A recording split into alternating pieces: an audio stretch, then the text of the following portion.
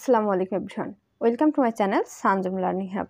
আজকে আমি তোমাদের দেখিয়ে দিব অনার্স সেকেন্ড ইয়ারে যারা পড়তেছো, তো পরিসংখ্যানের তৃতীয় অধ্যায়ে রয়েছে তরঙ্গ নির্ণয় করা। তো আজকে আমি তোমাদের তরঙ্গ নির্ণয় করার অঙ্কটা দেখিয়ে দেব। তবে এটা কিন্তু পরীক্ষায় খুব বেশি আসে না, যদিও এসে যায় সেটা কিন্তু তোমাদের খ বিভাগে চলে আসে। তো যাই হোক, এই অঙ্কটাই আজকে আমি তোমাদের সমাধান করে দেখাবো। সামনে কিন্তু আরও ভিডিও আপলোড করা হবে ধারাবাহিকভাবে। তো ভিডিওগুলো ভালো লাগলে অবশ্যই চ্যানেলটা সাবস্ক্রাইব করতে ভুলবে না, সাথে অবশ্যই আমাদের ফেসবুক পেজটা ফলো দিয়ে রাখবে। যদি কোনো প্রশ্ন থাকে তো এই ভিডিওর কমেন্ট সেকশন অথবা আমাদের চ্যানেলের নামেই ফেসবুক পেজ এবং গ্রুপ রয়েছে, চাইলে তোমরা সেখানে জানাতে পারো।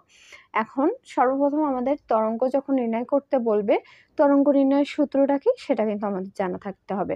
তরঙ্গ নির্ণয়ের সূত্র হচ্ছে, তরঙ্গের সাংকেতিক রূপ বোঝানো হয় h.m দ্বারা, আর সূত্রটা হচ্ছে n ভাগ সামেশন f ভাগ x, যেটা আমি আগেই লিখে নিয়েছি। অঙ্কটা কিন্তু যখন পরীক্ষা আসবে এরকম ভাবে আসবে, যেখানে রয়েছে দৈনিক মজুরি শ্রমিক সংখ্যা, এখানে পার্থক্যও আসতে পারে, আর এপাশে থাকবে তথ্য বা উপাত্তগুলো। এখন আমি ভিডিওটা একটু শর্ট হয়ে আসার জন্য প্রথমে সমাধান বলে তোমরা লিখে নেবে, এরপর এখানে লিখবে যে প্রদত্ত উপাত্তটি একটি হচ্ছে বিচ্ছিন্ন গণসংখ্যা নিবেশন। তো এটি থেকে আমরা নিচে সারণীতে তরঙ্গ নির্ণয় করব। এখন সমাধান বলে লিখেছি, তারপরে লিখতে হবে যে দৈনিক মজুরি আর শ্রমিক সংখ্যা সেটা দিয়েছি, আর সূত্রে আমাদের যেহেতু সামেশন এফ ভাগ এক্স রয়েছে, যে কারণে আমরা এখানে দিয়েছি এফ ভাগ এক্স। এখন দৈনিক মজুরিটা হচ্ছে এক্স আর শ্রমিক সংখ্যা হচ্ছে এফ, তাহলে আমাদের এফও রয়েছে এক্সও রয়েছে। এখন সেমভাবে আমরা মানগুলোকে বসিয়ে নিয়েছি। এখন টোটাল গণসংখ্যা যেটা আমরা বলি এফ, সেটাকে যোগ করেছি, যোগ করার ফলে হয়েছে কত, 81। এখন 81 দেওয়ার পরে আমাদের চলে যেতে হবে এই পাশের সারণীতে। তো এই পাশের সারণীতে বলছে কি এফ ভাগ এক্স। এফ ভাগ এক্স মানে এই যে এফ, তার মানে আমরা ভাগ করব 7-রে 60 দ্বারা ভাগ করব, মানে এফ এর মান হচ্ছে 7 আর এক্স এর মান হচ্ছে 60। তাহলে আমরা 7-রে একটু 60 দ্বারা ভাগ করি, তাহলে কত রয়েছে 7 ভাগ 60। তো 7 ভাগ 60 সমান আসছে 0.1166। তাহলে আমরা নিব কত, 0.116। সেমভাবে আমরা 12-রে 65 দ্বারা ভাগ করব, তাহলে 12 ভাগ 65 সমান আসতেছে 0.1846।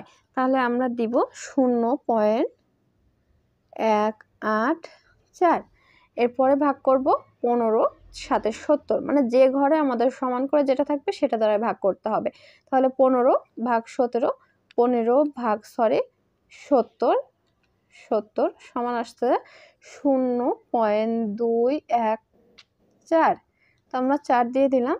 এরপরে কত, 22 ভাগ 75।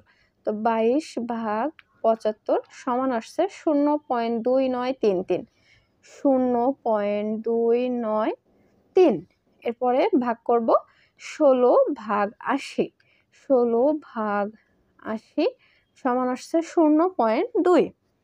এখানে বসালাম 0.2।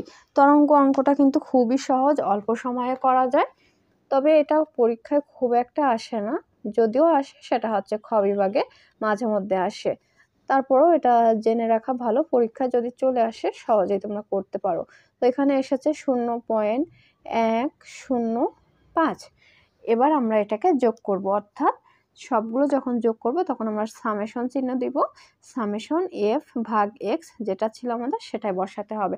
তাহলে আমরা টোটালগুলো যোগ করি, 0.116 প্লাস এরপরে থাকতেছে 0.184 প্লাস 0.214 প্লাস 0.293 প্লাস 0.2 প্লাস 0.105 সমান আসছে 1.112, 1.112।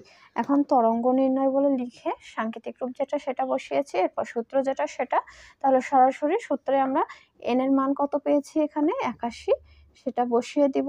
81 ভাগ সামেশন এফ ভাগ এক্স এর মান কত পেয়েছি, 1.112, সেটা বসালাম। এখন আমরা এটাকে একটু ভাগ করে ফেলবো।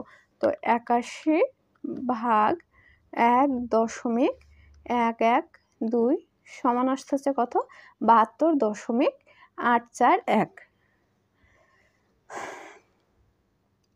72.841 এটাই হচ্ছে আমাদের তরঙ্গ নির্ণয়ের আনসার।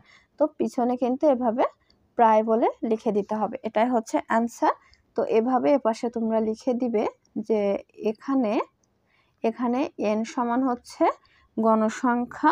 আমরা এখানে গণসংখ্যা বা এখানে গণসংখ্যা নাই, যেহেতু শ্রমিক সংখ্যা রয়েছে সে কারণে এটা আমাদের শ্রমিক সংখ্যা দিতে হবে। n সমান শ্রমিক সংখ্যা, x সমান যে আমাদের দৈনিক মজুরি সেটা লিখতে হবে, x সমান দৈনিক মজুরি। আর এখানে সামেশন fx এর মান যেটা বের হচ্ছে সেটা দিতে হবে। এরপরে তোমরা লিখবে এই যে এই চিহ্নটা সমান সমষ্টি চিহ্ন। তো তোমরা এই পাশে লিখে দিও, আমি আর লিখলাম না। সব শেষ অ্যান্সারটা এভাবে লিখবে, অতএব নির্ণেয়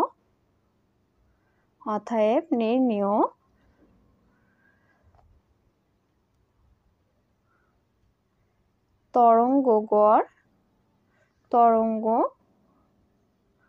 গড় নির্ণয়